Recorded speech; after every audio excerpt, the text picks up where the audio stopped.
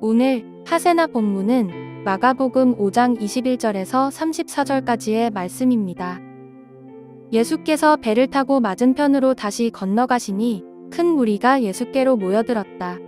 예수께서 바닷가에 계시는데 회당장 가운데서 야이로라고 하는 사람이 찾아와서 예수를 뵙고 그 발 아래에 엎드려서 간곡히 청하였다.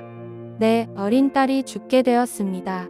오셔서 그 아이에게 손을 얹어 고쳐주시고 살려주십시오. 그래서 예수께서 그와 함께 가셨다. 큰 무리가 뒤따라오면서 예수를 밀어댔다.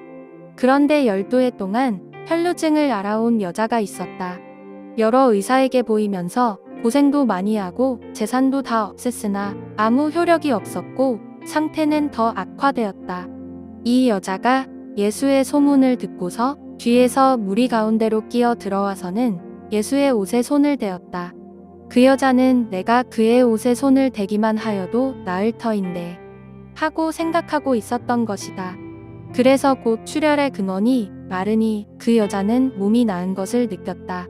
예수께서는 곧 자기에게서 능력이 나간 것을 몸으로 느끼시고 무리 가운데서 돌아서서 누가 내 옷에 손을 대었느냐 하고 물으셨다. 제자들이 예수께 무리가 선생님을 에워싸고 떠밀고 있는데 누가 손을 대었느냐고 물으십니까? 하고 반문하였다. 그러나 예수께서는 그렇게 한 여자를 보려고 둘러보셨다.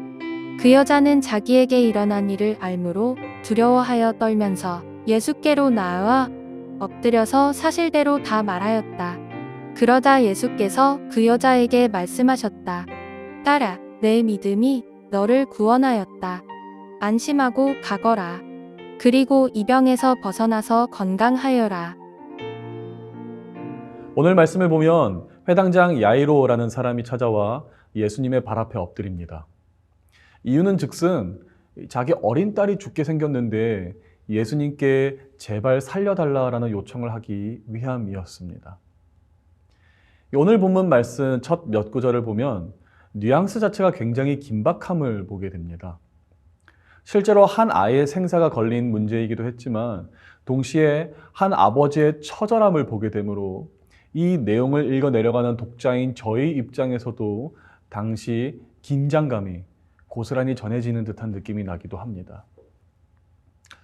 그런데 이상하게 예수님은 이 모든 긴박함과 긴장감이 팽팽한 이 상황 속에서 세상 여유로이 다니시고 계시더라는 것입니다.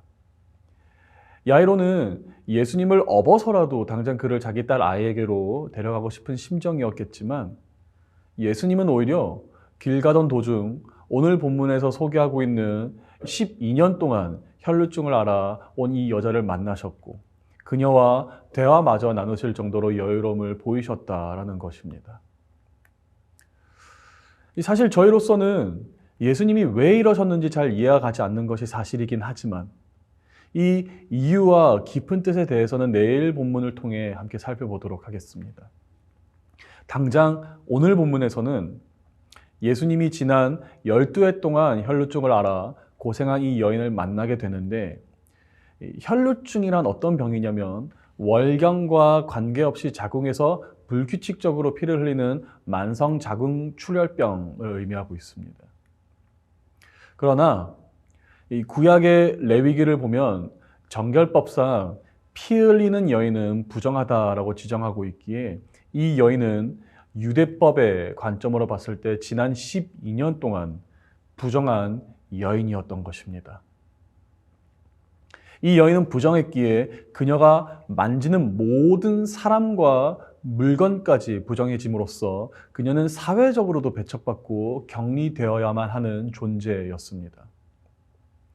더불어 부정하는 하나님 앞으로 나오는 것이 부정한 사람이 하나님 앞으로 나오는 것이 불가능했기에 이 여인은 개인적으로도 사회적으로도 부정할 뿐 아닌 영적으로도 완전히 버림받은 존재로서 참 불쌍한 지난 12년의 인생을 지낸 여인이었습니다. 그런데 그런 그녀가 예수님을 만졌다라는 것입니다. 그녀는 자신이 예수님을 만진다라는 것이 무엇을 의미했던 것인지 누구보다 잘 알고 있었을 것입니다. 모를 리가 없었습니다. 그러나 그녀가 예수님의 옷을 만짐으로써 예수님까지 부정하게 될 것을 마다하지 않았던 이유는 오늘 27절을 볼 때 이 여인은 예수님의 놀라운 능력에 대한 소문을 익히 들어 아는 자였고 그의 치유하는 기사를 너무나도 잘 알고 있었기 때문에 설령 부정한 자기가 예수님을 건드릴지라도 예수님은 반드시 자신을 고쳐주실 것이다 라는 확고한 믿음이 있었기 때문입니다. 오늘 말씀을 통해 우리가 본받아야 할 것은 우리 또한 우리의 부정한 것을 예수님께 가져갈 수 있어야 한다는 것입니다. 기독교의 묘미는 깨끗한 자가 신 앞으로 나아가 그를 기쁘게 하는 것에 있는 것이 아닌 반대로 더럽고 쓸모없고 비록 보잘것 없을 정도로 작은 자일지라도 있는 모습 그대로 하나님 앞으로 나아갈 때 새 생명을 얻게 될 것이다 라는 놀라운 진리에 있는 것임을 절대 잊지 말아야 합니다. 오늘 혹시 남들에게 말 못할 부정함이 있고 두려움과 고민이 있으십니까? 그렇다면 오늘 주의 옷자락을 잡으십시오. 우리의 능이 아닌 그의 능력으로 말미암아 우리가 깨끗게 될 줄로 믿습니다. 두 번째, 누가 내 옷에 손을 대었느냐라는 예수님의 말씀을 통해 예수님은 수많은 인파가 그에게 손을 대고 밀었음에도 불구하고 12해 동안 혈루증을 앓은 여인의 손길을 구별하셨다라는 놀라운 사실입니다. 즉, 수많은 손길 속에서도 예수님은 작은 한 사람의 간절함을 절대 놓치지 않는 분임을 마가복음은 강조하고 싶었던 것입니다. 그래서 히브리서는 이런 말씀을 합니다. 히브리서 4장 15절 말씀. 우리에게 있는 대제사장은 우리의 연약함을 동정하지 못하실 이가 아니요 모든 일에 우리와 똑같이 시험을 받으신 이로되 죄는 없으시니라. 오늘 우리의 부정함을, 오늘 우리의 연약함을 주님 앞에 가지고 나아갈 때 주님은 절대 그런 우리를 바라보시며 너 왜 이것밖에 못하냐? 정말 이 정도밖에 안 되냐? 라고 하실 분이 아닌 것이 그는 우리의 아픔과 연약함을 공감 못하실 분이 절대 아님을 히브리서의 저자는 고백하고 있기 때문입니다. 그러니 이런 대제사장이신 우리 주 예수 그리스도 앞으로 나아갑시다. 숨김없이, 거짓 없이 있는 모습 그대로 나아갑시다. 오늘 그 간절한 마음으로 주의 옷자락을 만질 때 오늘 우리에게 그 어떤 의지도, 재물도, 그 어떤 것도 우리에게 줄 수 없었던 참된 회복과 평강이 우리의 삶 가운데 충만하게 되어질 줄로 믿습니다. 오늘의 하시조는 우리 교회 교인들의 가정과 사업장을 위해서 기도하는 것입니다.